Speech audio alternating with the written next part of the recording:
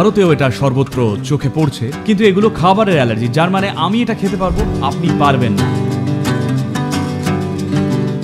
দুধ খাওয়ার এর থেকে খারাপ উপায় হতেই পারে না, আর একেই আধুনিক ও বৈজ্ঞানিক বলা হচ্ছে। আমি জানি না এতে বৈজ্ঞানিক কি আছে।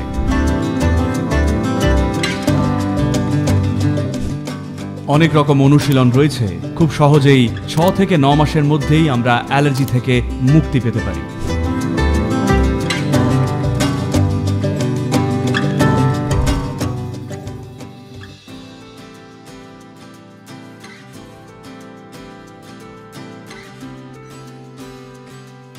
দেখুন, অ্যালার্জি নানান ধরনের হতে পারে, কিন্তু সব থেকে বেশি যে অ্যালার্জিটা দেখা যায় তা হলো হয় ত্বকে ফুসকুড়ির আকার নেবে বা ত্বকে হবে, না হলে শ্বাসযন্ত্রের অঙ্গগুলোকেই বেশি ক্ষতিগ্রস্ত করবে।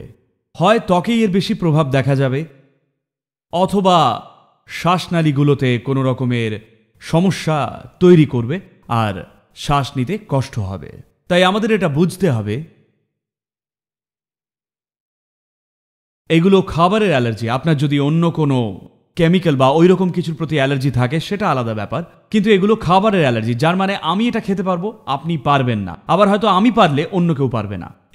এটার কথাই আমরা বলছি। কিন্তু অ্যালার্জির কথা আমরা জানি যা বাবা মায়ের কাছ থেকে বাচ্চাদের কাছে গেছে সেটা খুবই কম, কিন্তু নির্দিষ্ট কিছু অ্যালার্জি স্পষ্টভাবেই ট্র্যাক করা যায়। বাবা মায়ের যে অ্যালার্জি আছে বাচ্চাদেরও একই অ্যালার্জি রয়েছে।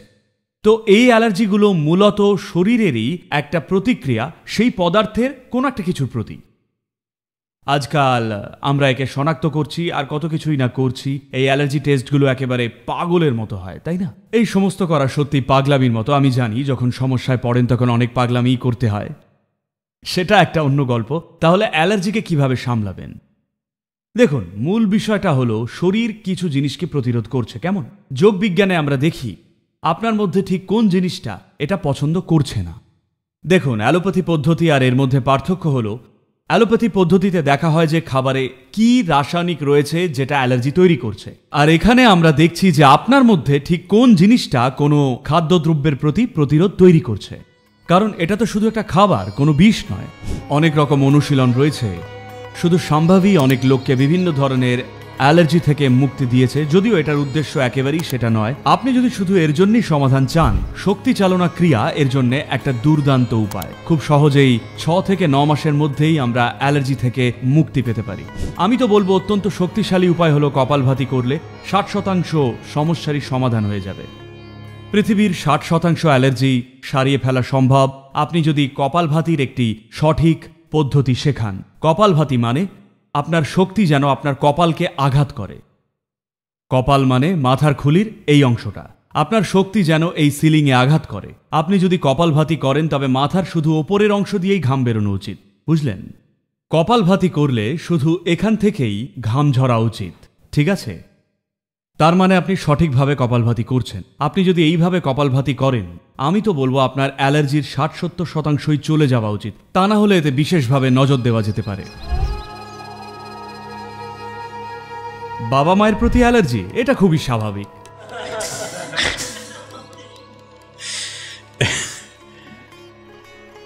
যদি 7-8 বছরের কম বয়সী শিশুদের অ্যালার্জি থাকে, যা আমি আমেরিকাতে খুবই সাধারণ বলে মনে করি, আর ভারতেও এটা সর্বত্র চোখে পড়ছে।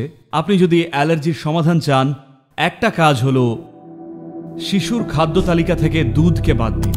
এটা হয়তো দুধের অ্যালার্জি নয়, তবে এটাই নানান উপায়ে আপনার দেহতন্ত্রে অ্যালার্জি নিয়ে আসছে, কারণ আপনি অন্য প্রাণীর দুধ চুরি করে পান করছেন। এটারই মূল্য চোকাতে হচ্ছে। শুধু 2.5 থেকে 3 বছর বয়স পর্যন্তই তাদের দুধ দিতে পারেন, তারপরে তাদের গরুর দুধের প্রয়োজন একেবারেই নেই। আর আপনি গরুর দুধও পান করছেন না, আপনি জানেন না যে আপনি কোন ধরনের দুধ পান করছেন, কারণ 10 কোটি পশুর দুধ সব একসাথে মিশিয়ে আপনি পান করছেন। এ তো মূর্খামি। দুধ খাওয়ার এর থেকে খারাপ উপায় হতেই পারে না, আর একেই আধুনিক ও বৈজ্ঞানিক বলা হচ্ছে। আমি জানি না এতে বৈজ্ঞানিক কি আছে। আপনি লক্ষ লক্ষ গরুর দুধ একসাথে মিশিয়ে পান করছেন, মহিষ, গরু আরও আজে বাজে সমস্ত জিনিস মিশিয়ে পান করছেন। আপনার মাথায় কি কোনো বুদ্ধি আছে? শিশুর যখন দুধের প্রয়োজন তখন মায়ের দুধ রয়েছে, একবার সেই পর্যায়টা শেষ হলে দুধের কোনো প্রয়োজন নেই। যদি পর্যাপ্ত পরিমাণ কলাই, ডাল, বাদাম, শিশুর জীবনের শুরুর দিকেই নিয়ে আসেন, আপনি দেখবেন তারা খুবই স্বাস্থ্যবান হয়ে উঠবে। বুঝতে পারছেন? দু একটা আঘাতের পরিস্থিতি ছাড়া। শেষ কবে আমার মেয়েকে ডাক্তারের কাছে নিয়ে গেছি আমার মনেই পড়ে না, আমার সত্যি মনে নেই। মাত্র কয়েকটাই আঘাতের ঘটনা ঘটেছিল, তখন আমি ওকে ডাক্তারের কাছে নিয়ে গেছিলাম, না হলে কখনোই আমি ওকে ডাক্তারের কাছে নিয়ে যাইনি। কারণ খাবারটা খেয়াল রাখা হয়েছিল, ব্যাস এইটুকুই।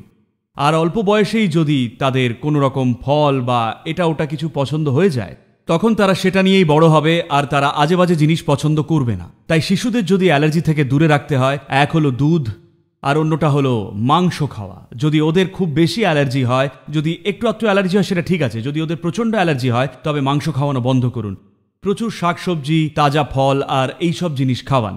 শরীরটা নিজে নিজেই ঠিক করে নেবে। যদি ওরা অল্প বয়সী যোগ অনুশীলন করা শুরু করে, যেমন সূর্যক্রিয়া বা সূর্য নমস্কারের মতো সহজ কিছু, শরীরের কাঠামোটাই একেবারে এমনভাবে পরিবর্তন হয়ে যাবে যে আপনার বিশ্বাসই হবে না। বুঝতে পারছেন? আপনি বিশ্বাসই করবেন না যে শুধু একটা সহজ অনুশীলন কি করতে পারে। এটা আমার ক্ষেত্রেও কাজ করেছে আর আমার চারপাশের লক্ষ লক্ষ মানুষের ক্ষেত্রেও।